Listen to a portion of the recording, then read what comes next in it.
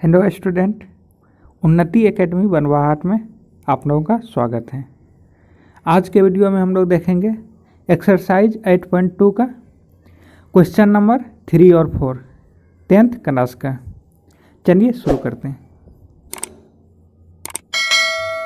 Question number 3 है 10a plus B का value दिया हुआ है √3, 10a माइनस बी का वैल्यू दिया हुआ है 1/√3। तो ए और बी का मान पूछ रहे हैं। यही क्वेश्चन है। 10a प्लस बी का वैल्यू दिया हुआ है √3, 10a माइनस बी का वैल्यू दिया हुआ है 1/√3। a प्लस बी का वैल्यू 0 से बड़ा होगा और 90 डिग्री से इक्वल भी हो सकता है, छोटा भी हो सकता है। a b से ज्यादा है तो a बराबर क्या होगा, b बराबर क्या होगा, यही पूछ रहे हैं। तो चलिए 10a प्लस बी का वैल्यू √3 दिया हुआ है और हम लोग क्या जानते हैं 10 का वैल्यू √3 कहाँ पे होता है, 60 डिग्री पे होता है। 10 60 डिग्री इक्वल टू √3 होता है और यहाँ से 10a प्लस बी √3 दिया हुआ है। यहाँ से हम लोगों को एक डेटा मिल रहा है कि a प्लस बी का वैल्यू कितना है, 60 डिग्री है। अगर हम इसको इक्वेशन 1 मान लेते हैं, इसको इक्वेशन 2 मान लेते हैं, इसको इक्वेशन 3 मान लेते हैं, तो 1 एवं 3 से हम ऐसा लिख सकते हैं। इक्वेशन 1 एवं 3 का यहाँ पे RHS इक्वल है तो LHS में भी इक्वल होगा, यानी 10a प्लस बी 10 60 डिग्री का वैल्यू होगा। 10 और 10 दोनों जगह से हटा सकते हैं तो a प्लस बी कितना हो जाएगा, 60 डिग्री। अब यहां से देखिए 10 30 डिग्री का वैल्यू कितना होता है। अगर अभी भी आप लोगों को वैल्यू याद नहीं हुआ है तो आप वो वीडियो फिर से देख लीजिए जिसमें मैंने सबका वैल्यू बताया था। तो 10 30 डिग्री का वैल्यू कितना होता है, 1/√3। इसको इक्वेशन 4 मान लीजिए। 2 और 4 से हम लोग लिख सकते हैं, दोनों का RHS इक्वल है, इसका भी RHS इक्वल है, इसका भी RHS इक्वल है। 10a minus B equal to 10 30 लिख सकते हैं। दोनों जगह से 10 10 हटा दिए तो a minus B equal to 30 degree. यहां से a प्लस बी 60 डिग्री आ रहा है, a माइनस बी 30 डिग्री आ रहा है। दोनों इक्वेशन को अगर जोड़ देते हैं तो b और b यहाँ प्लस में है माइनस में है, कट जाएगा। 2a इक्वल टू 90 डिग्री, तो a इक्वल टू कितना हो जाएगा, 45 डिग्री। a 45 डिग्री आ गया। तो किसी भी एक इक्वेशन में अगर हम a का वैल्यू पुट कर दें, इसमें ही अगर पुट कर दें a का value, a plus B equal to 60 degree है। a का वैल्यू अगर 45 डिग्री पुट कर दें तो b कितना आ जाएगा, 15 डिग्री। b का वैल्यू 15 डिग्री आ गया। तो यही a और b का वैल्यू पूछ रहा था, जहां पे a ग्रेटर देन b था। तो a का वैल्यू 45 आया, b का वैल्यू 15 आया, तो a ग्रेटर देन b भी सही है। उसके बाद a प्लस बी 45 प्लस 15 यानी 60 डिग्री। ये 90 से छोटा है और 0 से बड़ा है। 4 नंबर क्वेश्चन है, बताइए निम्नलिखित में से कौन सत्य है और कौन असत्य है, और कारण भी इसका बताना है। सत्य है या असत्य है उसका कारण भी बताना है। पहला क्वेश्चन है sine a plus B is equal to sine a plus sine B. सही होगा या गलत होगा, यही बताना है। यहाँ पे हम a और b का कुछ भी वैल्यू रख के चेक कर लेते हैं वैल्यू सही आ रहा है कि नहीं आ रहा है। मान लेते हैं हम a का वैल्यू 30 डिग्री रख रहे हैं, b का वैल्यू 60 डिग्री रख रहे हैं, तो a प्लस बी कितना हो जाएगा, 90 डिग्री, 90 डिग्री हो जाएगा। चेक कर लेते हैं अब इस इक्वेशन में। LHS में देख लेते हैं सबसे पहले। LHS में है sine a plus B. a plus B का वैल्यू कितना आया था, 90 आया था। साइन 90 डिग्री का वैल्यू 1 होता है। अब साइन a और साइन b को अलग अलग RHS का काम करते हैं, अलग अलग जोड़ते हैं। Sine a plus sine b, sine 30 डिग्री plus sine 60 degree. Sine 30 degree का वैल्यू कितना होता है 1/2 और साइन 60 डिग्री का वैल्यू √3/2। इसको अगर सॉल्व करेंगे तो 1 + √3/2। तो NHS में आ गया 1 और RHS में आ गया 1 + √3/2। NHS RHS के इक्वल नहीं आया, इसलिए ये असत्य हो जाएगा। मतलब कि साइन A + B कभी भी साइन A + साइन B के इक्वल नहीं होता है।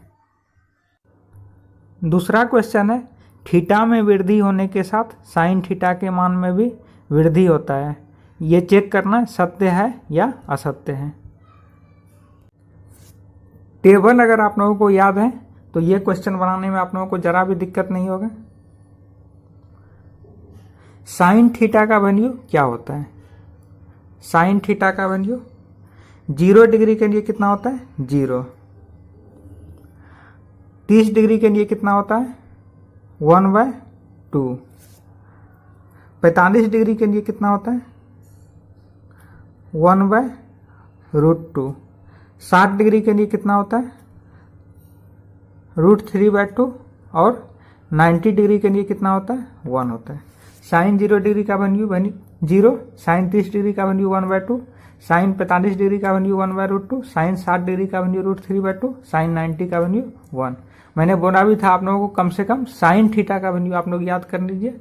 इसके अलावा जो भी वैल्यू आता है वो वैल्यू आप इससे निकाल सकते हैं।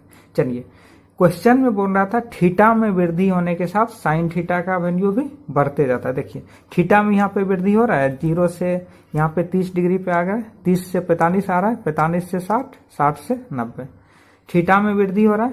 अब साइन थीटा का वैल्यू देखिए 0 से 1/2 थोड़ा सा बढ़ा है, 1/2 से 1/√2 बढ़ा है, 1/√2 से √3/2 बढ़ा है और √3/2 से 1 बढ़ा है। मतलब कि थीटा में वृद्धि कर रहे हैं तो साइन थीटा में भी वृद्धि हो रहा है, तो ये सत्य हो जाएगा। अगला क्वेश्चन है 3 नंबर। थीटा में वृद्धि होने के साथ कॉस थीटा के मान में भी वृद्धि होता है। इसको चेक करना है। अब कॉस थीटा का चेक करना है। हम लोग जानते हैं साइन थीटा में यही चीज को अगर हम इधर से ऐसे लिखें तो ये कॉस थीटा का वैल्यू होता है। मतलब कि कॉस 0 डिग्री पे वैल्यू 1 होता है, कॉस 30 डिग्री पे वैल्यू √3/2 होता है, कॉस 45 डिग्री पे वैल्यू 1/√2 होता है, कॉस 60 डिग्री पे वैल्यू 1/2 होता है और कॉस 90 डिग्री पे वैल्यू 0 होता है। तो यहाँ पे देखिए थीटा में तो वृद्धि हो रहा है, मतलब 0 से 30 हो रहा है, 30 से 45 हो रहा है, 45 से 60 हो रहा है, 60 से 90 हो रहा है।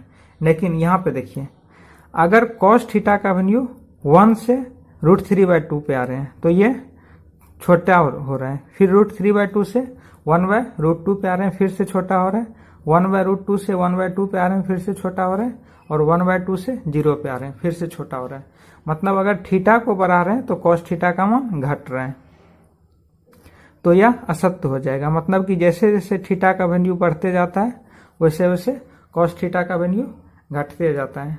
उसके बाद अब क्वेश्चन के अलावा कुछ और बता देते हैं। टेन थीटा में भी थीटा बढ़ाते जाएंगे तो कॉस थीटा भी टेन थीटा भी बढ़ते जाएगा। कॉट थीटा में थीटा अगर बढ़ाते जाएंगे कॉट थीटा घटते जाएगा।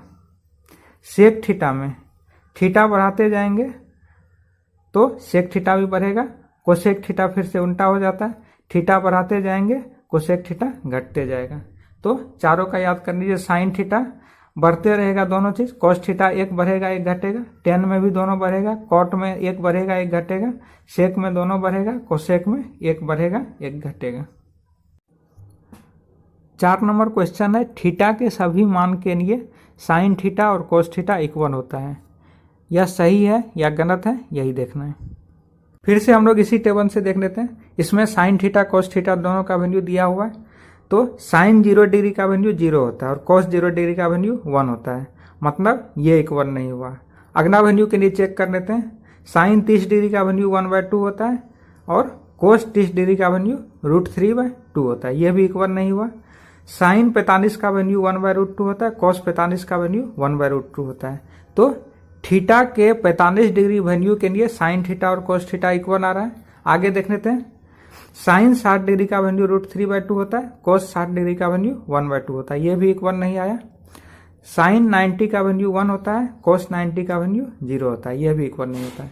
मतलब कि थीटा के बस 45 डिग्री वैल्यू के लिए साइन थीटा और कॉस थीटा इक्वल होगा, बाकी सब के लिए इक्वल नहीं होगा। तो चौथा क्वेश्चन में भी आप लोगों को असत्य लिख देना है और कारण में यही दे देना है। साइन थीटा का सारा वैल्यू दिखा देना है, कॉस थीटा का सारा वैल्यू दिखा देना है।